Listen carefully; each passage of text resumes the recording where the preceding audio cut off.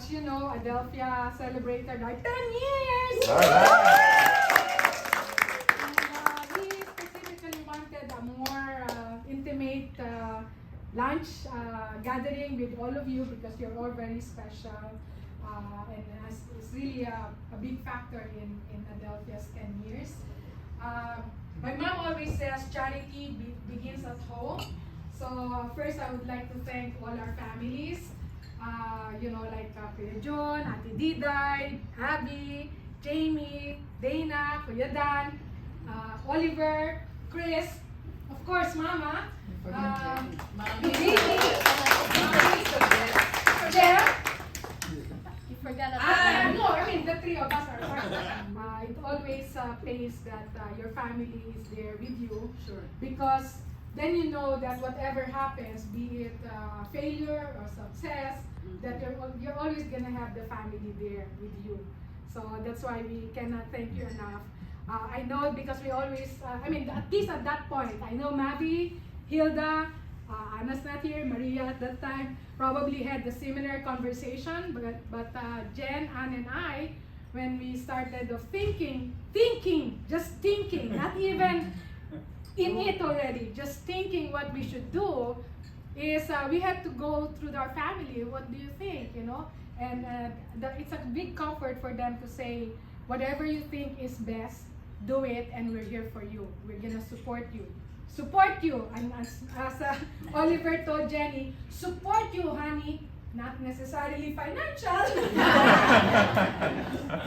but family is not always enough, right? It's still a big add-on are all of you, our former colleagues and friends, because I remember we had similar conversation. I have a conversation with some of you, and even if we haven't even thought about doing it, having Adelfia, you were the ones telling, just do it. You can do it. Do you need money? You want some money?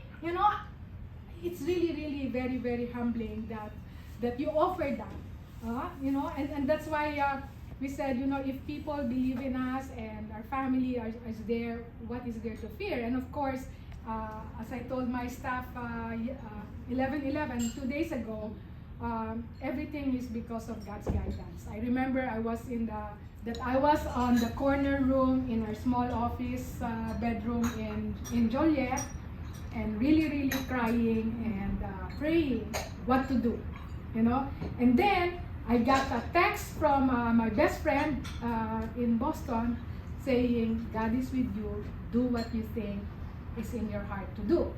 And then at the same time, we were thinking about if we're gonna go through with Adelfia, what name, Dan called me and said, Kuya Dan thought about a name. And I said, what? Mama is Amelia, Daddy is Delphine, Adelfia, or Adelfie. But then because we're all women, I said, maybe Adelfia, And then I said, yeah, okay, Adelfia, but what does Adelfia mean? So I Googled, and Adelfia is Greek, which means brotherhood, sisterhood, And at the same time, there's another meaning. It's a bundle of stamens. And stamens is the pollen-producing organ of plants, which is growth. And then it says bundle, which means it's a group. It's a group of different things bundled together. And so I think that was a aha moment. Said, I think it fits. It fits because we want to grow. It fits because we want this firm to be a combination of different people, wherever you are in your life, that we want this to be a safe place. So that's why I told my staff, Adelfia at some point became our own refuge. It was a refuge, and that's what we want to do, is to continue on making this as a refuge for people to join us for a bigger purpose. And all of this will not be possible without all of you. So I want to recognize Ari, Chad, I already did Kuya Dan, and now by extension Kurt. Thank you.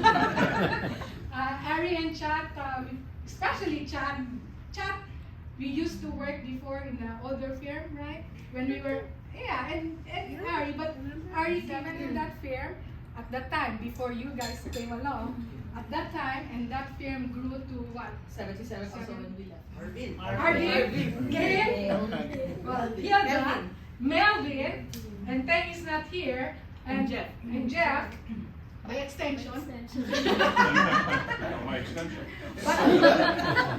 Arvin, Gail, Melvin, Teng, we all worked together before, and they were also one of the people that says, "You need money." All right. The other table is Nanette, Patrick, of course, and Lini as family, and Papa, because without you, Patrick won't be there. The words of encouragement, and the money part will happen later. I'm going to tell the story later. And then on this table is Marie and June.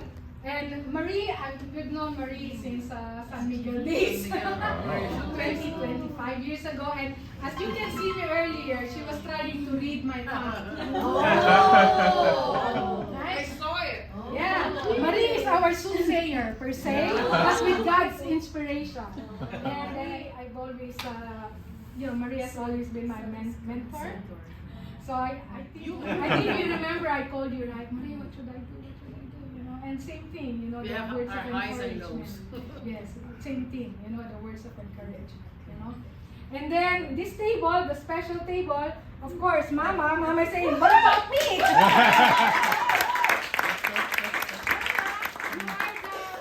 are the Amelia in the Adelfia. Oh, Right?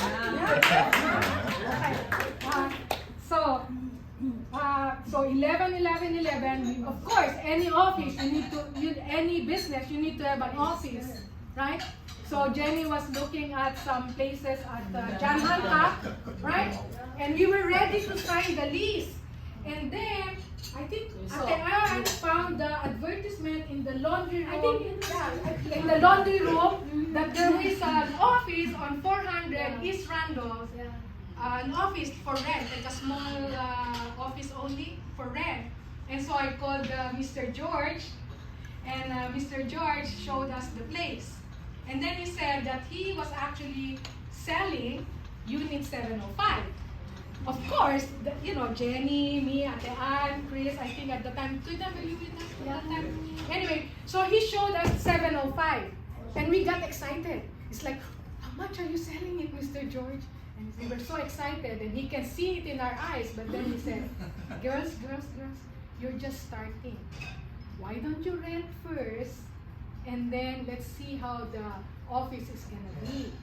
But I tell you, if you're interested, I will let you know before I sell it to somebody else. Right? So, and he said, if you really want it, I'm gonna sell her finance it. So, Mr. George, I hugged him because I said, you're an angel. You're a new angel. And I think with that offer, that's how we got all together, all our friends. One Saturday night we met, and we told them the opportunity that Mr. George was offering to us. And that's how we formed Adelfia Realty. And that's where all the money came. One meeting, and we were able to raise enough to pay the half. Well, and I think that's part of history. So that was 11-1. Now, we have to register. We have to register Adelfia's name, right? And we held off because in Illinois, when you register the name, at the time you submit it, that's the date of incorporation. So we held off. We said we don't want to register online. We want to do it face to face, right there. Apply, and then when they stamp, that's when they're gonna have the date. So November 10, we had a dinner and said 8 o'clock. You're going to Europe. 8 o'clock. You have to go. You go straight to the Secretary of State, Jenny and because Mabi and I. Sister-in-law Nancy said, "But isn't tomorrow a holiday? 11/11 is Veterans Day. It's a holiday." Stel, can you repeat the expression? You know? And in Tagalog also. Because we said 11/11/11 is a better date. And it's good night on November 11 online. In the system, it will be 11/11. And I think it's really God's design. When it came up, 11/11/11. And then February, so we started 11/11/11, right? And then February, I got a call from Mabi that Maria wanted to talk to me. Uh-oh.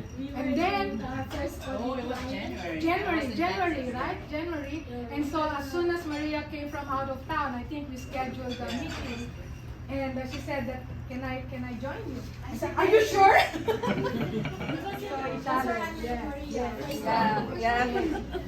And you know, Maria joined us February, and then from there we started getting all the different clients and everything, right?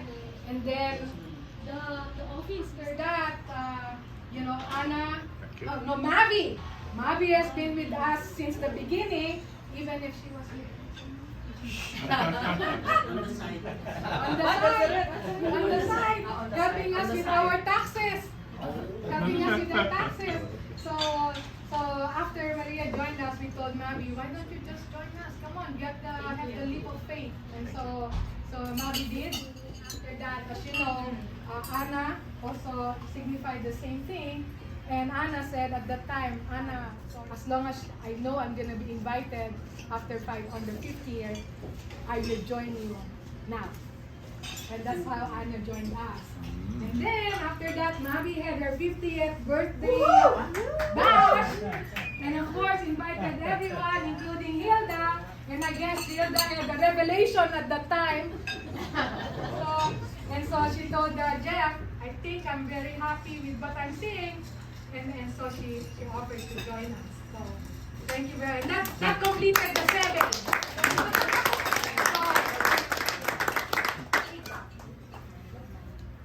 So thank you very much. But you know, like I said, and so this is a big happy family, and we share with you our success so far, and please take the special pride that you are part of us. We will never forget what you offered to us, and we look forward to your support still in the future. So thank you very much.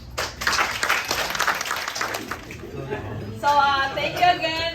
Thank you for being here. I think I will just share a short and one is that everything is a miracle.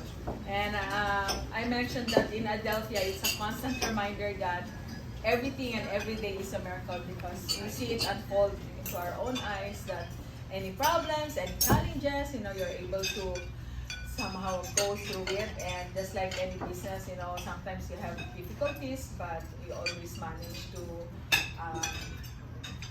get over those difficulties, of course, with our prayers and our faith. So thank you for making Adelfia a miracle. Thank you for all of you being a blessing to each and every one of us.